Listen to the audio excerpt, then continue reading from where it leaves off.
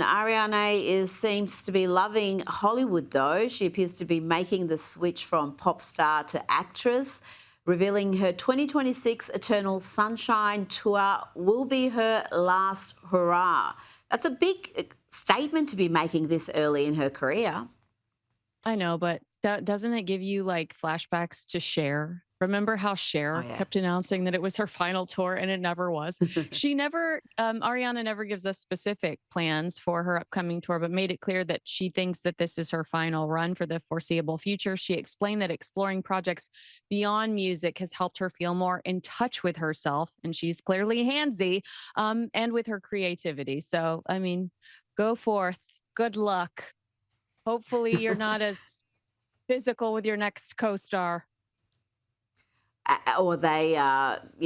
I mean, it's weird that two characters like this have found each other, unless it's all an elaborate act, which many people think it is, that two curious characters have found each other in these film interviews. Wow. In fact, there's too much of it. I was going to play some clips this week, and there was too many. There was too many. I was overwhelmed.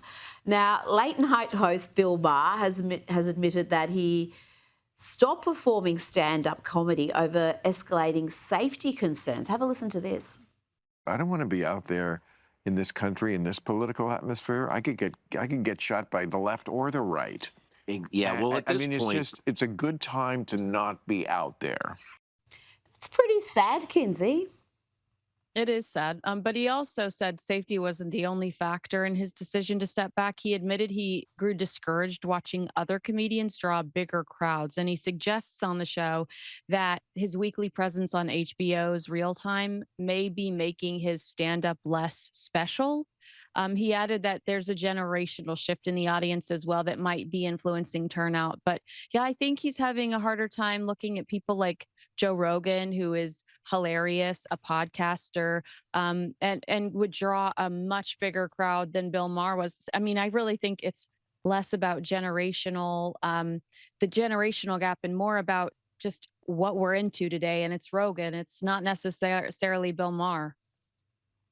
Now, quickly before you go, text messages have revealed new details about the friendship between Bill Gates and convicted pedophile Jeffrey Epstein. Epstein had written to one of Gates's apparent advisors about an opportunity to work together, but his then wife, Melinda, intervened and subsequently banned Bill Gates from contacting him. Kinsey, there was certainly a relationship there over the years.